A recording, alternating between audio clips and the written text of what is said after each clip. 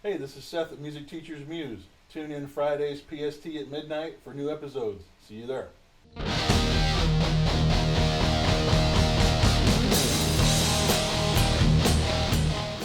Hey, welcome back.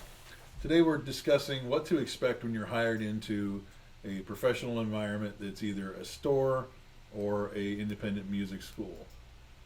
So let's jump right into it. So the first thing you want to be aware of is that as a musician and as a creative person, the first thing is that the terms that are used are not applicable to the rest of the workforce. There are definitions of terms that are they say the same thing, but they're not interpreted the same that creative people and musicians use. Like if you're a performer, you will often see a band say, "We want someone to play with us full time." That does not mean that they are going to be able to pay you a full-time wage. That means they don't want you to play with anyone else. In this case, hired does not necessarily mean paid initially.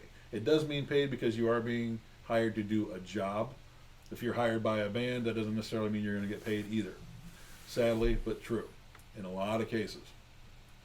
But don't worry because you will eventually get paid, but just keep in mind that this is not a normal type of job to where you have a set schedule of you're going to work 30 to 40 hours a week or even 15 to 20 like a part-time job, and you have this amount of money you're going to make every week and you can bank on it being there because you have consistent set hours and this many days a week just to start, because that's how most jobs work.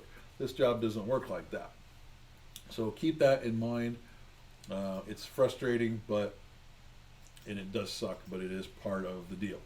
So the next thing you want to make sure you're aware of is that most of the time you are one, if not always, you're one of many.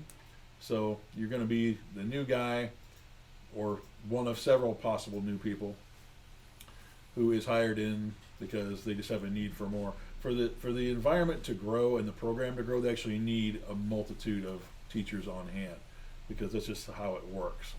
So you feel like you're competing with everybody else for students, which technically you are, but you don't have any control over who goes to which teacher. So all you got to do is make sure you're presenting yourself the best you can. You make sure everybody in the store knows you, what you can do, what your special skills are, and you just bank on those. And if you're popular enough and you stick around long enough, you will get booked as long as you carry yourself professionally, which is not a hard thing to do. As long as you like people you work with and you're in a good environment, shouldn't be any problem. So it's one of those things where you're going to feel like, oh crap, there's so many other teachers here. How am I ever going to get students or get booked or make any money? But because I've been there, but eventually it will be a good thing for you to pay off for you. The next thing to keep in mind is they're going to most likely just give you one day to start with, and they're going to try to fill that day up as much as they can before they give you any more days to work there. So that does suck, but it does make sense. Like one time I had a job where they gave me Tuesdays, and then I was like, I don't mind doing Thursdays or any other day of the week. Let's try to do that. And the guy was like, let's try to fill up Tuesdays first. Well, it had been several months by this time. I'm like, come on, man. I don't mind driving an extra day a week if it means more students, but it never happened. I would just sub for the guy once in a while. They never got me more than 6 or 7 students the whole year that I worked there.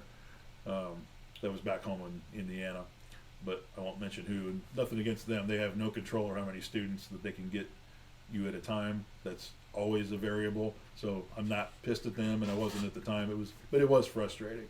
So that can be a thing.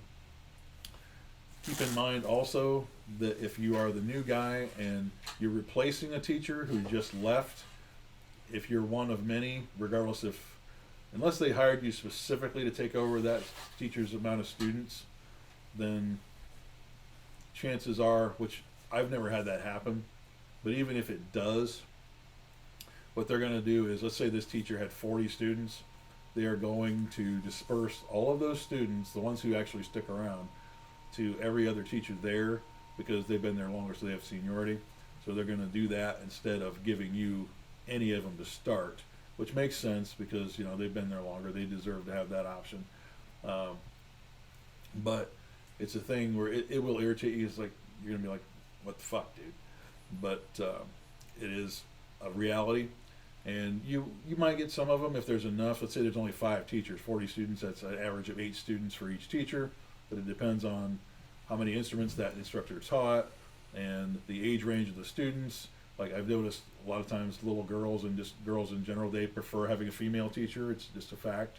I've had plenty of female students, but they identify with that better, and it makes sense in a lot of ways because of just the fact. And then might have to do with scheduling. You might be the only guy that's available on the day that they can do their lesson at that time. That'd be how you get them. And then some students, they just get really attached to their teachers, as we talked about with the subbing episode. So a lot of those people who don't want to just move on to a new teacher, they're not going to last and they're going to quit anyway. So those are all parameters of, you might not get any of those students. If you do, it'll probably be just very few, depending on how many other teachers there are and how long they've been there. So leading into the next part, you want to make sure that you are available to sub in that environment as much as you can, because that will help build up your clientele in that school or that store, due to the fact that you are proving your reliability. Now, depending on what other work you have to do to get by, you might not be available all the time, but if you are, great. That's how I built up my schedule at Guitar Center Stevenson Ranch. I got Wednesdays for my one dedicated day, and then they let everybody know I was available to sub for them. I took on a ton of subbing work, and eventually was the most booked instructor there for a really long time. Before COVID, I had 35, 40 students, and in that neighborhood, most of the time I had that many, due to a few parameters, but mainly because I was just available all the time. I carried myself professionally, my methods and everything. My students just love me. They speak highly of me, and everybody who books me likes me, and the environment is just a really good one with everybody I worked with. So that's a thing that you want to do, and it just proves your reliability, and that they know that you're going to make them look good when you do sub for them, because if you don't, you're not going to get asked to sub for people. And again, so the last point also being related to that is, if you only have the one day or you're not working consistently in that environment, make sure that you're busting ass to find work outside of there, to where you can fill your schedule up with other days at other locations. Private students, that always pays better anyway, but it's good to have an environment where they book you solidly, because you have a constant influx of students in a store or school environment where you know they're going to have bookings. They're going to be booking you regardless, because you're on their schedule. So those are all things you just want to keep in mind. So let's recap. So the first thing, remember, hired doesn't mean paid initially. In this environment, you will get paid, but it's a fact of life. Just accept it. It does suck in most cases. You're not going to have students immediately. They just hire you so that they know to book you, so you eventually will get paid. Just there's no guarantee of when. Second thing, remember, you're one of many, so keep that in mind. You will be competing with other teachers for income and students, but there's so many variables that go with which student goes to which teacher. A lot of times it's just very circumstantial, so don't let that phase you too much. It'll probably irritate you or freak you out a little bit at first, depending on how bad you need the work. Excuse me. But regardless, don't let it freak you out too much. You just got to prove your worth, and if you're there long enough, you will get booked. Remember, the next thing is you're going to have one dedicated day to start. So in that case, you're not going to be working very much, if at all. So until they can start booking you on that day, start looking for other work by subbing as much as you can for all the other teachers there, as long as you can make them look good and cover whatever instruments. As long as the students get a quality lesson and they give you a good review and this instructor comes back for however long they're gone, you're golden. That's going to build your schedule up in that environment and possibly get you work in other locations. So, and then also, as far as that goes, just also remember that even if there is an instructor you're replacing, remember that the students that they have left over from even after they're gone will most likely be dispersed to all the other teachers in that environment. So if you end up with any of them, be glad, but you're not going to end up with as many as you think, because again, there's too many variables to calculate. But you've got the scheduling, the gender factor, if the girls want a female teacher, if you're not a woman, that makes a difference. And just you might not like the style, this, that, or the other. and you just might not be qualified to teach that student this style or this instrument. So it's not guaranteed, and students are never guaranteed, no matter how long you work at a place.